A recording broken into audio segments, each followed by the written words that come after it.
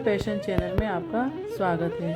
आज मैं आपको सोमवार व्रत कथा के बारे में बताऊंगी। इसे किस प्रकार से किया जाता है, इसके क्या क्या नियम हैं, इन सब के बारे में मैं बताऊंगी। सोमवार का व्रत जब शुरुआत करते हैं तब एक समय भोजन करते हैं। दोपहर जब रात में शाम के समय संध्या वंदन करने के पश्चात एक समय भोजन किया जाता है। दोपहर में कुछ फलाहार ले सकते हैं और इसका जितने आपने व्रत रखे हैं उसके बाद आपकी मनोकामना पूरी होने के बाद इसका उद्यापन भी किया जाता है।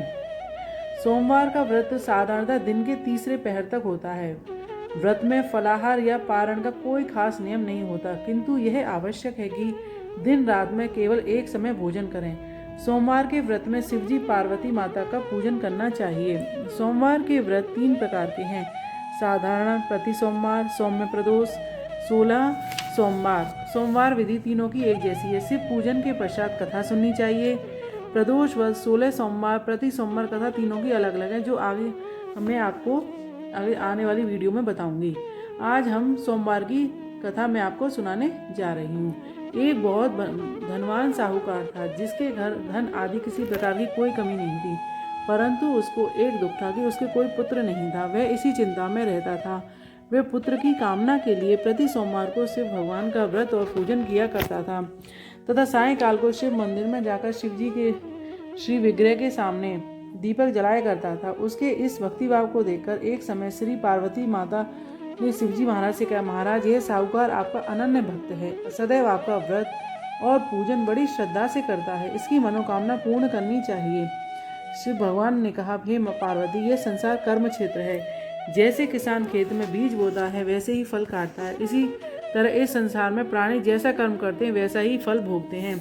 पार्वती जी ने अत्यंत आग्रह से कहा, महाराज, जब वह आपका अनन्य भक्त है और इसको अगर किसी प्रकार का दुख है तो उसको अवश्य आपको दूर करना चाहिए, क्योंकि आप सदैव अपने भक्तों पर दयालु हुए हैं और उनके दुखों को दूर करते हैं। यदि आप ऐसा नहीं करेंगे तो मनुष्य आपकी सेवा तथा व्रत क्यों करेंगे?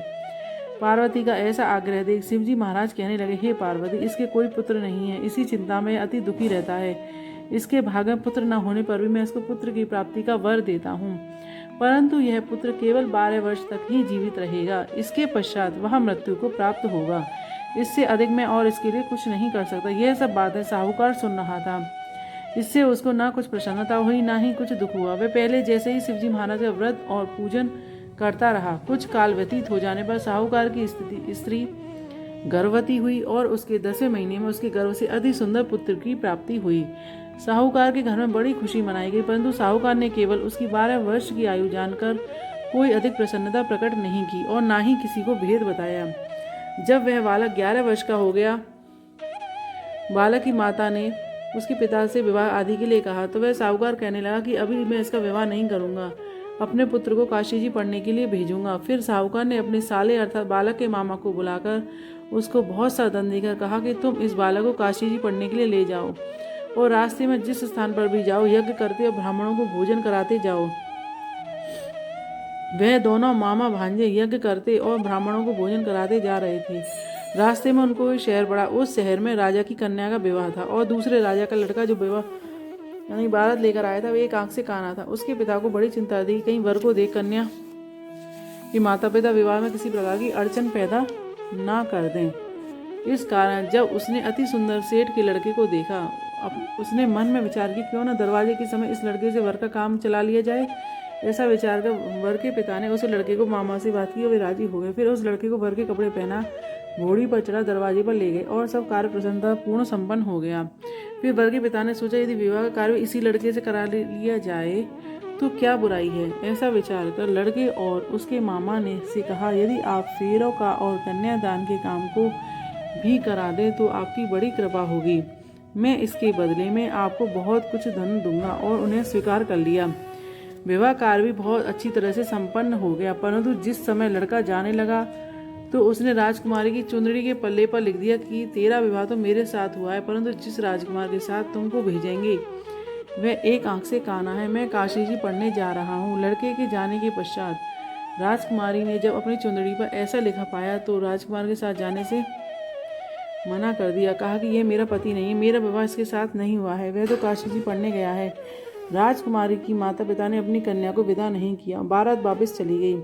उधर सेठ का लड़का और उसका मामा काशी जी पहुंच गए। वहां जाकर उन्होंने यज्ञ करना लड़के ने पढ़ना शुरू कर दिया। जब लड़के की आयु 12 साल की हो गई तो उन्होंने यज्ञ रच रखा था। लड़के ने अपने मामा से कहा, मामा जी आज मेरी तबीयत कुछ ठीक नहीं है। मामा ने कहा, अंदर जाकर सो जाओ। लड़का अंदर जाकर सो गया और थोड़ी देर में उसके प्राण निकल गए। जब उसके मामा ने आकर देखा कि वह मुर्दा पड़ा है तो उसको बड़ा दुख हुआ और उसने सोचा कि अगर मैं अभी रोना पीटना मचा दूंगा तो यज्ञ का कार्य अधूरा ही रह जाएगा। अतः उसने जल्दी से यज्ञ का कार्य समाप्त कर ब्राह्मणों को जाने के बाद रोना पीटना आरंभ कर दिया।